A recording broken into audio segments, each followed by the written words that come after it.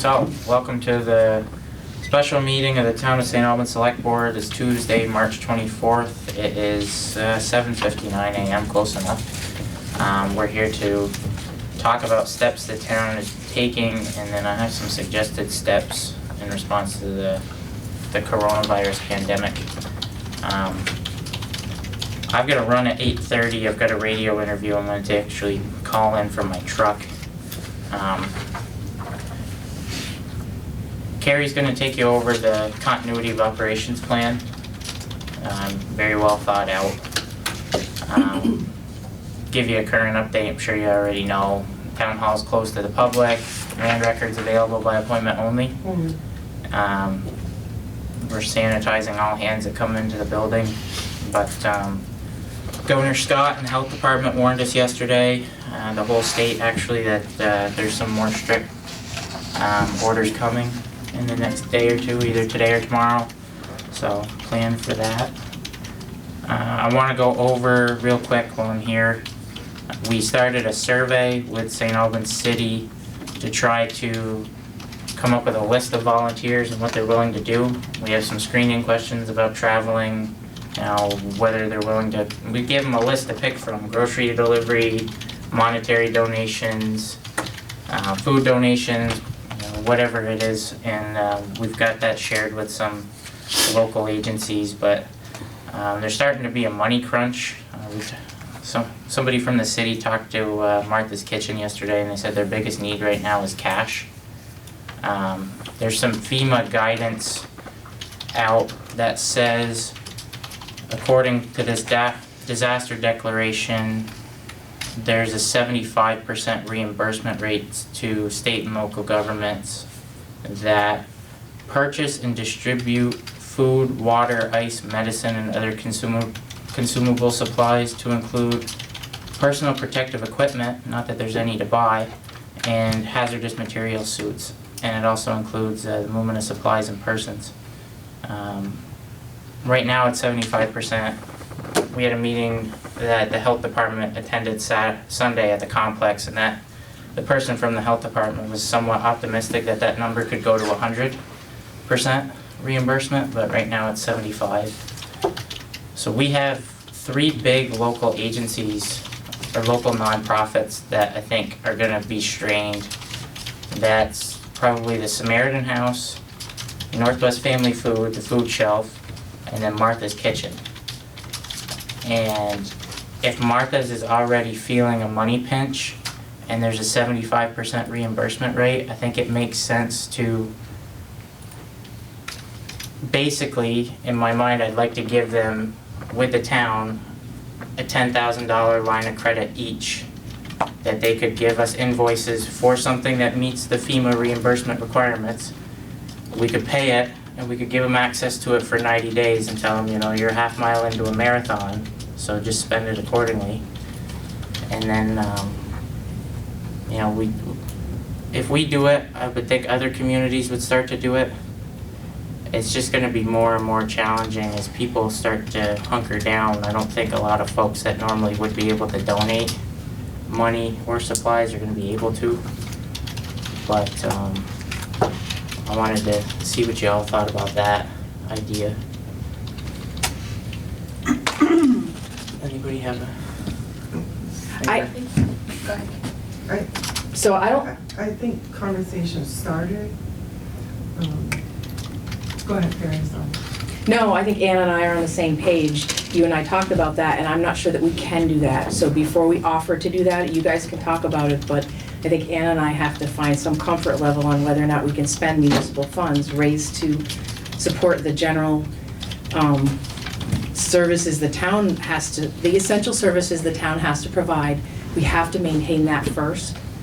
And we don't know what our revenues are going to be this quarter. Exactly. So I'm very concerned. I understand what you'd like to do. I'm just not sure, 1, we can legally do it, and 2, that we should. And so you and I talked about it, but not as an action item today, so I will talk to Anna, but I have serious reservations about doing that. And I don't want anyone to be hungry, but I'm also on EOC calls that talk about some state agencies coming forward. And I was on one yesterday afternoon, late in the afternoon, and we're talking about doing some horse trading on, this pod we're putting up at the complex versus maybe offering some meals. There's ways that the state EOC and the feds can help us do that without the town actually sending checks to these agencies. Order matters a lot with FEMA.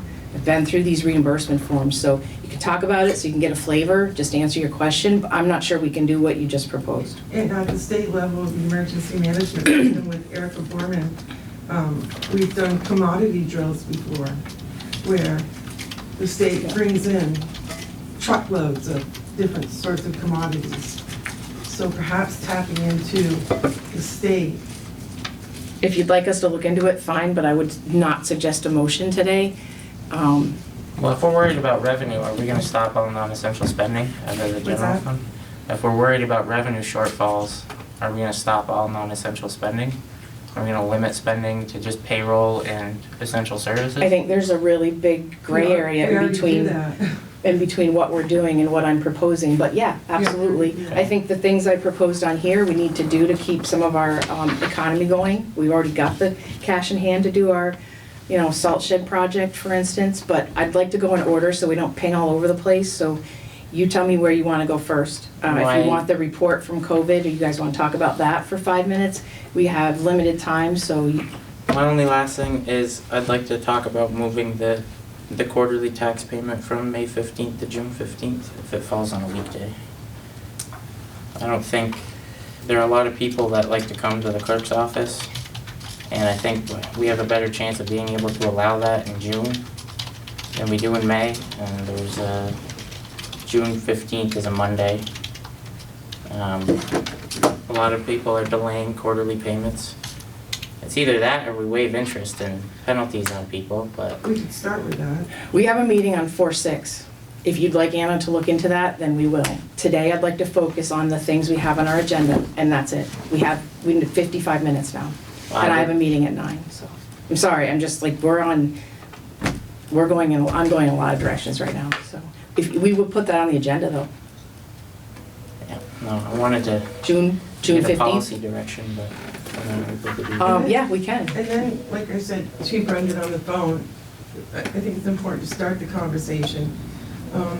Not make any decisions, but let Carrie and I get a handle on lost revenue from interest and penalty and go from there. And then Well, that's why I thought it might be then better to just move the date. the next step would be, because interest is added once a month.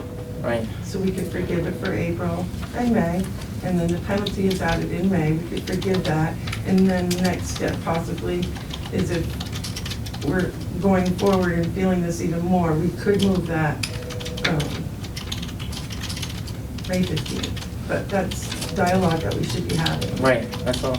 And last thing about that money to local nonprofits, the way I wanted to set that up was so that they would provide us with an invoice for us to pay related to the distribution of food and water, which is a 75% recoverable expense, which does not need prior approval by FEMA, according to their I guidance. understand that, So but we're not sending $10,000 checks to a local nonprofit out of the emergency fund, we're buying food and water. what's happening in the last 48 hours is a lot of good, well-intentioned thoughts, but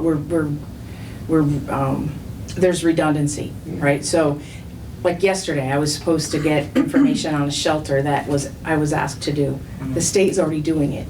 So that's what I mean about research. I want to find out if someone's already doing that. I don't feel compelled to be that person to do it if someone's already doing it, one. And if someone isn't doing it, then two, are we allowed to do it? That's all. Your thought process was sound. It's just, It's the doubling of efforts, especially at the state level with those commodities, to be fair, Anna and I have both been NIMS trained and done a lot of drills for emergency management planning Yeah. that nobody knows we've even done. I mean, so we just gotta, the big thing is to communicate with EOC, to communicate with regional planning, and to make sure that no one else is already doing the efforts, that's all. Yeah, I mean, we just already have an important nonprofit distributing food to our most vulnerable population that's already having a money pinch. If Have you- they been in touch with the EOC? I'm sure they have. We cannot assume that. I would like to think they have, but. Alright, so we got the COOP in front of us. So I guess I'll go over what I'm currently doing, it's not a lot different, but I'll go over my notes on the COVID-19 update. So the state Emergency Operations Center, SEOC, sends us, we have weekly meetings, more if we need it, but because, I'm just gonna back up a little. The state emergency management protocol is that the feds communicate, I don't know how well, but to the state. The state then communicates to all of the local EMDs, the emergency management directors. That's the funnel, that's supposed to be the funnel for information.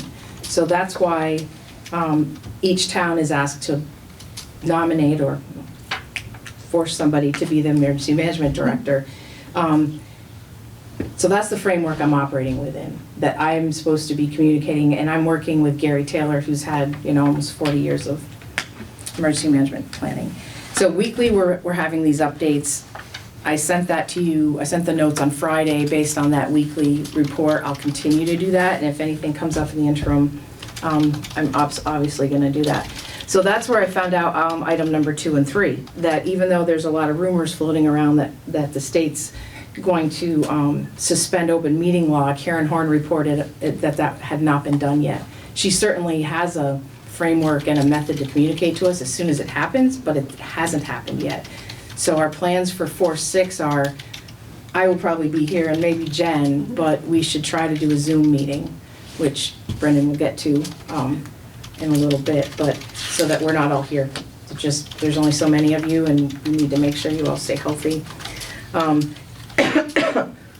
Gary, does that depend on today's meeting, on open meeting law?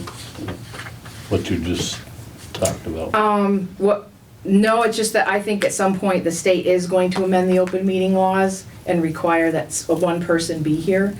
I think what they're thinking is in some of the rural areas that they don't want to necessarily have to have that one person present in the building and a physical location named if everyone's virtual. And one of the other things she said was that, I don't know if I put it in the notes, but that right now we're obligated to put in within 5 minutes of this meeting on our website. They're trying to extend that to 10. There's one other thing they're trying to change too, but so I don't know when they are voting today. I just don't know if what's in that law. Right. I have not reviewed it. I'm hoping they're considering that. But. And B, Emergency Management Director, obviously you see what's written down here, but I'll briefly go over it. Maple Run is distributing food. I hear they're making it at City School, distributing it. Jessica may know more about that, but from city, town, and on the bus routes. Have anything else to add to that? No. They're doing it. People are really happy with it. Yeah, it seems to be working really well is what I've heard. Number 2, Brendan talked about the local survey, the volunteer effort. They mentioned that it was best management practices to try to funnel your volunteer efforts to a few pre-existing, already approved and safe distribution places. Town Hall, the essentials personnel model is somewhat informal, but most days there's 10 people here, so I was trying to avoid that and have at most like 5 people here. Anna and Lisa separate down here, but that we only have 3 people upstairs, so we're keeping the essential services open. What's Public Works doing? They're doing a similar shift, but just not eating together, and if anyone has any symptoms, they're staying home. We did that last week, even though we just had a cold, but just to make sure, because we only have 5 or 6 drivers. We're doing things by appointment. Anna's allowing people in here by appointment, and obviously if we were aware that anyone was sick, we would close that and no longer even allow that. Right now, for the next 2 weeks, we're gonna do it this way until we're ordered not to. We're already kind of doing the essential model. So even if the governor makes that announcement, I feel like we could keep government going, pay our bills, and do a few things for the next 2 or 3 weeks. On April 4th, I plan to, I'll talk to you guys about it, but figure out if we have to do this for another 2 weeks. April 6th. April 6th, sorry. Gary, you mentioned paying her bills. Yep. Is it Brendan that's qualified, or you that can sign or do the checks? You don't need the select board to okay them? No, I do actually. That's one of the few things the select board has to do, but we can do that through a virtual meeting. I have the authority to spend money. Anna processes the bills, but the select board has to approve our warrants. I thought there was something in there that if it needed to be paid instead of being charged, that you could do it or chairman could do it. I'm not sure. I think I read that somewhere. But, okay. I don't know, I mean, I think it's just as easy for us to process, have 2 meetings a month, even if they're virtual. Okay. Yeah. You guys will get, like you do now, the electronic bills. They could be considering, maybe that's what they're considering changing, I don't, kind of focused on emergency management, I haven't looked at that. The number 4, you have in front of you just the short version of the continuation of operations plan. I've got a longer version, it's about 12 pages that I'm working on. That one is basically who's gonna come in if we're closed, really closed, like if it's more restrictive than just essential operations. Who has to come in to pay the bills. I consider Jen and AJ, at least one of them, essential staff because sometimes I have to push that information out via Facebook, the website, and other things, and I need someone to help me do that. So we have actually already pushed that model. It's just, this is a Fed requirement too, to have a COOP. I'm meeting daily with Chief Taylor, and to that end, we were asked, and this is gonna be public information fairly shortly, to help NMC set up some additional shelters. No, that's public. Did it go out yesterday? I think I saw Okay. an article. Okay, good. So Brendan and I met on Saturday with hospital key incident command ops at the hospital, and then we, again yesterday. They're gonna be setting that up, one at the complex, and I'm working with Gary Taylor to also work on a different setup for those that maybe can't be discharged but don't have a home to go to. That population we don't wanna mix with. The hot zone is what they're calling the possible COVID patients at the other med-surg place. So daily, things are happening, but I don't know, that's kind of just a short view. Trying to think of what else. The EOC people I've been working with have been very helpful. They have this NIM stuff down, and they called me yesterday within an hour of my request to do that second shelter. And I'm on a couple times a day. I talk to regional planning, who sometimes the government, instead of going through the state EOC and the emergency management directors, goes through regional planning. So I'm looping him on everything we're doing as far as the additional shelters. He also talked to me about distribution of food and a warming shelter that Robert Osmeyer is working on. So the state is working with them already to figure out, for instance, what additional measures we can do for just a straight up, maybe you're not sick, but you need a warming center and distribution of food. So we're working on that separately. But no final plan has been devised. So I'd really love you to go over the Zoom thing while you're still here, Brendan, so that we all, You're all gonna get an email. That's how it works. One of us will schedule a meeting. It'll be a title. You get an email inviting you to it. There'll be a meeting number. You can pick up a landline and call in, and it's not 1-800 something, but we'll get you the phone number. You can either use something like this, a computer. The struggle is if you use a computer, you need some type of a microphone and a speaker. So it might be easier to call in for some people. The call-in is finicky though. If you dial the number, you get on, then you only have so long to enter in the meeting number and then hit pound. And if you don't do that fast enough, it basically kicks you off and you have to start over. So we'll probably do a practice run, maybe a couple days before. And we might do it individually just to make sure everybody can get on. And then we'll have to do it for April 6th is my guess, but. so you basically, we're gonna send them a phone number, they call in, and then you have to just enter the confirmation number? Some, yes. I mean, if you've got a computer with a webcasting capability, then you're gonna be fine. Okay. It's just a couple clicks. But if you don't have a microphone and a speaker set up, the best way to do it is to call in with a landline, enter the meeting number. There's one thing, we've gotta get the town a $15 a month membership to be able to do more than 3 people on a call for more than 40 minutes. So that's. Yep, we can do that. That's gotta be reimbursed. Sean Coleman also said we could use their if we needed, say, an emergency meeting this week and we hadn't signed it up, he said we could use their Zoom. It's just, I think we want our own. Yeah, so we'll do that, and then kind of curious, are we trying to give guidance to the planning commission and DRB, or are they on their own island? Oh, no, nobody's on their own island. Guidance as far as meetings? Yeah, Yes, we are giving them, I've talked to both Ned and Becky, we're giving them guidance. They have a meeting tonight, Yep. set up like this. It will probably be their last for at least a month of trying to come in and meet together, but use the Zoom thing as well. Becky canceled their DRB meeting for this Thursday because they had out-of-town applicants or right.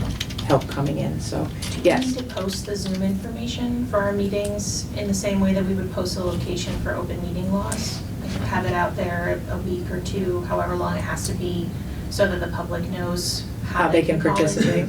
Yeah, when we warn it, we'll put the meeting number and the call-in number right on the agenda. They are working, as far as Jim Conn goes, modifying the open meeting law right now. And then if we do it, I can mute people as they come in and unmute people as we want, so it's not gonna be an unorganized mess of people calling in and talking in the middle of the meeting. But we'll be able to see live time if anybody new was called in. We can unmute them, ask them who they are for the minutes, and then mute them again, and then, As the organizer, you can do that, right? yeah, I can. You can have a co-organizer with Zoom as well. Okay, because I Yes. think if I'm at, like, say at the office and want to put something on a screen, if you have one, I think you can transfer it, right, to Okay, so, yeah, the so, leader part. yeah, so I think if you set up a co-leader, then you know, whoever's facilitating the meeting could facilitate the meeting, and there could be another person who's managing the meeting, so you're not having to juggle too many things. Okay, So, cool. yeah. So that's our plan going forward for the next month, and we're gonna update it probably weekly, and this thing changes every hour on the hour. seems There like. are a lot of select boards across the state already doing it that way Yes. with Zoom. Yeah. Yeah. So we'll just, I when you, think last night, city council. yeah. how do you wanna handle when you need physical Mhm. signatures on documents? Can we use Dotloop? Can we use it like an electronic signature service? Because if you give me the warrant page, I can put signature fields and send it out to everybody. And it's acceptable for contract law. with Right, real it estate, is. so- I've done closings like that. Yeah. So if you, We if can, you we wanna can just, figure that out. Honestly, to me, it's like payroll. We pay payroll, you have to approve it, but you approve it a week or two after we've already paid payroll, so. yeah, I mean, that's just, just wanna have know that's what we're gonna do, because the next 2 weeks are gonna fly by. They probably will. Well, they That's might true. not if we're all stuck at home, but. So Martha's Kitchen said that they will take food between 10 and 2. The food shelf, they are really in the thick of it. I think they're rolling with the punches, but Martha's Kitchen says they'll take all the food you can give them between 10 and 2 at their location, drop it at the curb and give them a call. Yeah, other than that, But they'd prefer cash. I think they would prefer cash. And you can do Facebook fundraisers. I did one for them, brought in like $80. I mean, it might be a good idea to really start pushing that. But yeah, Chip Sawyer reached out to him yesterday. Because I met with Chip, Marty Manahan, Dominic called in, and Tim Smith at City Hall Saturday morning at 7:30. And then we talked about how we were gonna reach out and who was gonna be the contact person for all these local organizations, so they'd feel like they were plugged into the municipalities. Chip's doing that, I'm handling the survey. And then at 8:30, Tim and I went on with Richard Copperthwaite, and we're gonna try to do that 8:30 Saturday morning until this is over from City Hall, just to do like a Facebook Live type update to people, and they can comment questions and we'll try to answer them. And then Northwest Access is airing it pretty soon after they leave. That's just something that we're doing. But I guess I'm wondering if anybody really, while we're still on COVID, if anybody has anything that they think that we should be doing or we're not, Or questions. or questions. I think just continuing to focus on the essential services that we need to be providing. I think that's, as a municipality, we really need to be laser focused on that, because people are gonna depend on us to be able to do that. So I think that as long as we have the ability to still meet and can be nimble to address needs as they come up, I think that we have, you know, any option could be on the table, but I think we need to be focused on, you know, what we're here to do and keep the town running, and support our community, so. One thing I might look into for the Zoom function is figuring out how to do like a screen share with audio and maybe doing like a Facebook Live with it. I don't know. We're gonna look into trying to make sure the public can attend however possible, even if we're not in the building and nobody's here at the building to let them in if open meeting laws amended. I mean, for the next month, to be fair, we're probably gonna focus on things that are time sensitive and emergency management. And that's probably it. I mean, short of the things on this agenda, I don't think we need to focus on, you know, rewriting our whatever policy. I mean, this isn't the time to do it. I feel that would be a poor way to spend any of our time. So your meetings are gonna be pretty streamlined into what you need to know, what we have to make decisions on, and then move forward. Everything else has been pushed off, everything else. So, do you wanna go into the other two things quickly? Yeah, the town hall and salt shed. Mm-hmm. Salt shed, we've got the money. It's approved. We got a grant too. And we got a grant. We're gonna move forward with it as fast as the state will do it. It's really in V-Trans court, so they're all working from home or partially shut down. We don't know what the implications are for us, but if they ask, it's foot on the gas type deal. And the town hall project, if this really does stretch into June, July, before life gets back to normal, the recovery is going to be huge. I mean, the economic implications of a 3 or 4 month shutdown are gonna, like, there are gonna be places that are gonna be either relying on low interest loans from the SBA or they're not gonna reopen. So it might make sense to start to think about, not make any decisions right now, but start to think about maybe adjusting our timeline for the town hall project, maybe look at March.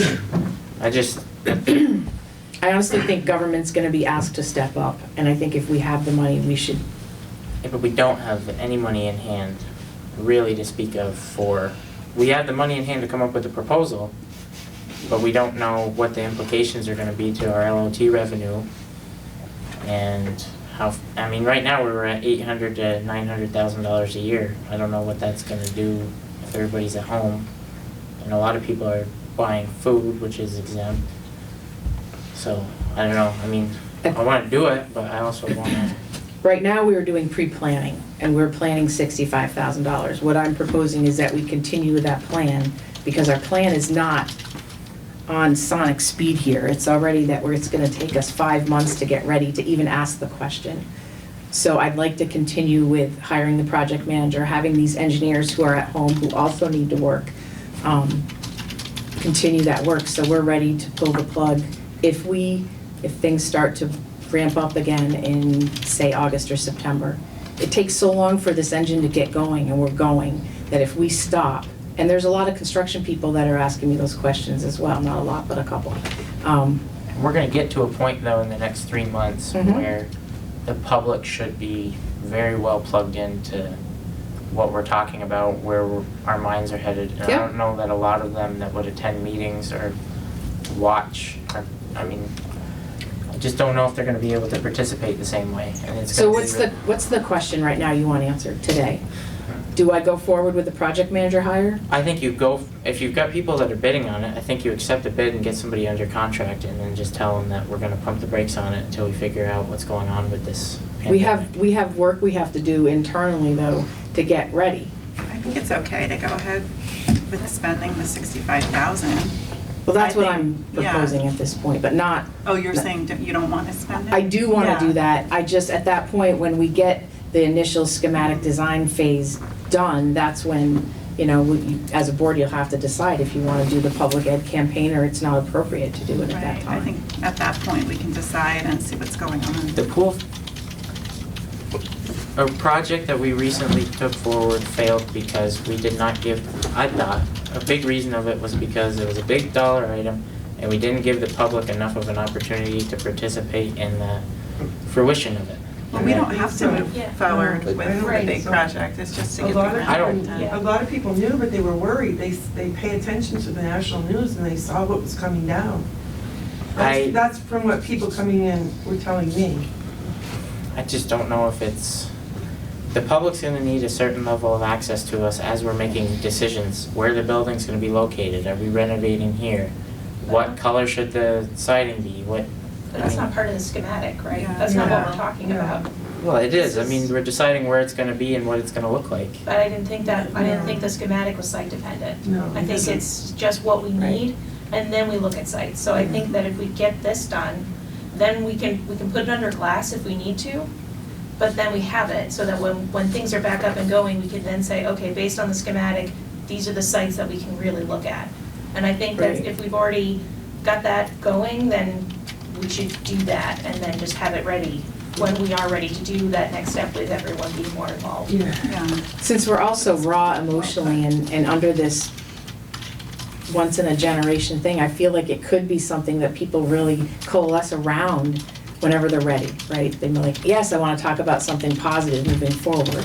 Yeah. But I don't know when that is, what time that is. But we are not part of the schematic conversation, really, like that happens outside of us and then it comes back here as a presentation. So as this is happening, it's not like we're having meetings talking about it, right? So that's, You will a little bit have some input, but yeah, it's probably the users of the building.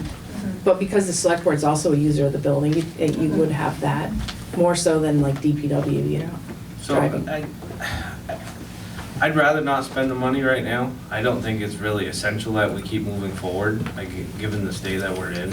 I don't, who knows which way this is gonna go. We might need that $65,000 for something else in the next month or two. You know, I say we just hold on and just wait, see how this plays out. I mean, I could be wrong, but. It's still important to note that it wasn't an effort to sell the project, but we're running out of vault space and we're gonna be spending some significant money to house our land records very soon as we run out of vault space and we're required to do that. That's part of my urgency, not because Oh, I. I agree with you, but I don't think 3 Yeah. months is gonna. I think this is kind of what when we were talking about, you know, the municipality needing to spend money on keeping the municipality going. I think that's why we, you know, spending this money now is part of keeping, because like Carrie's saying, like, we're gonna run out of vault space, we need to be making decisions that once we get out of this, we can go forward and do what we need to do. And, you know, if our priority has to keep the town going, and I think $65,000, it is a large amount of money, I won't disagree with that, but I think as a municipality, that's not as much, it may not be the thing that breaks the bank, I would say. And if Carrie is suggesting that, and saying that, supporting the idea that we have that money, and that it would be a wise thing to do, then I would defer to that, because I don't, you know, having the full understanding of how. We got $999,000 in the local option tax. From there, we're gonna withdraw $267,000, which we have left over. Providing the bid comes in under 700 and something thousand dollars. If it goes over, then we gotta take more money out of the local option tax to fix the salt shed. So we gotta finish that. We gotta finish. We gotta approve the 65,000 for the modeling. Let me back up a spot too. The plan of the board was to go to the public and ask them for money to pay for MS4, right? I mean, The what, stormwater utility? you're talking- MS4. Keep Yeah. out of the local, I'm just going, if I'm a taxpayer out there, what Right. are you gonna ask me for? You're gonna ask me to spend money for MS4? Well, actually, we were seriously analyzing utilities, so it wasn't intended to but- come out of the LOT. That's what I'm saying, Oh, we're okay. asking the taxpayers for additional funds. Yes. So- I mean, what we were talking about was $30 a parcel. I or something. understand. Okay, well, it kind of implies it's a lot of I money. said I was gonna Okay, switch. all right. so. But we are gonna be asking people for more money with the economy being tough. we think it's gonna be tough. Believe it is gonna be tough. And we also planned to buy our equipment out of the capital improvement plan was gonna come out of the local option tax. So we did a lot of planning, but that planning has gotta go on some kind of hold. So the question is, do we wanna take the 65,000? Knowing that we got a mandate from the state to spend money for MS4. I don't know how the people are gonna, taxpayers are gonna react to all this. I think I'm just concerned that we also made a commitment to the taxpayers that we would be working on getting a new town hall. And I'm concerned that if we don't keep moving with that we're eventually gonna be putting our town in further financial straits because we don't have space and we're gonna have to pay for extra space. So $65,000 does not a town hall make, but it's like the first step that we need to do, so.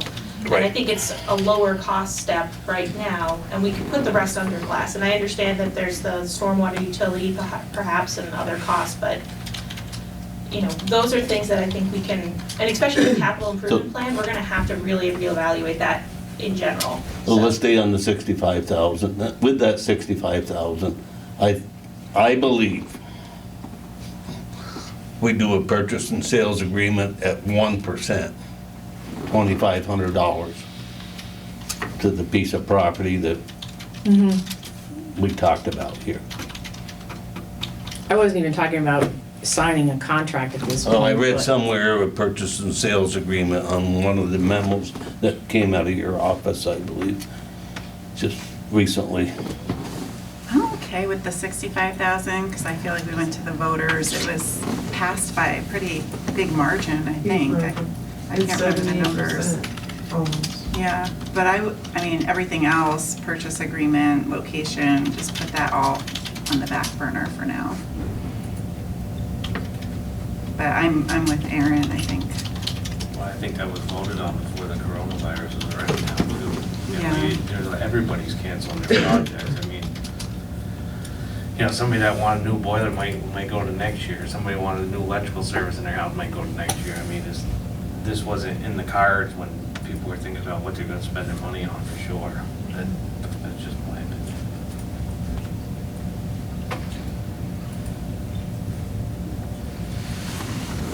What do you need from us today, as far as, do you need a motion, do you need, what has to happen? Well, I mean, I was looking for consensus, actually, to continue moving forward and hire that project manager, because this stuff, even our end, without being site-specific, was gonna take a couple months. I mean, the bids are due this Friday. We have to have time to evaluate it, get somebody on board, then they have to write the actual RFQs or RFPs and put those out, give people time. There's a lot of engineers and consultants working from home right now that have still continued to ask us questions on this project. So that's, I was just hoping to continue. But what I'm hearing from the 4 people here right now are 2 people don't want to continue and 2 people do. So that leaves us in a tie and no direction at all. So we'll probably have to wait until 4/6. I'm still gonna leave the bid open and I'll analyze those bids, but I won't probably ask that person to start, to hit the ground running like I was going to. Are they local, the bidders? I mean, no, not right now, but I don't know who's bidding yet. I mean, I've gotten 3 questions, 3 different people asking questions, but we're looking more or less like we just had like a Matt Young. So there's, one person said they were already busy, they're continuing their work Yep. in a Burlington project, but that's relevant. So I think that's it. Did you have anything? Carrie, I think it's imperative that at our next meeting, this board puts their priorities in order. Know what we want to do. Mm-hmm. Salt shed is going to be number 1. But then we ought to have what we want to get done. We had like we started last year, a joint planning commission select board meeting, organizational priority setting Right. type collaboration plan for April. So you can decide if you want to do that, or I would think it's a good idea. I like them. we had it planned for the 27th of April. And it might have to be virtual at this point, but you could still have it. It was very productive last year when we had it. So right after, the intent was after elections, minus this thing that just popped up, it seemed like a good time, so. With a lot less on the everyone's schedule, we could probably put it on the, have it on the 12th. Right. You can come in, it's fine, it's open meeting, sir. So, yeah, that we can definitely do that. Anything else? Oh. Did my sister call you? Did my sister call you? She's headed down. So, I want to make a motion, Ms. Vice Chair, to close the Oh, meeting. sure. I'll make a motion to close the meeting. Second that motion? I'll second the motion. Everybody in favor? Aye. Aye. Anybody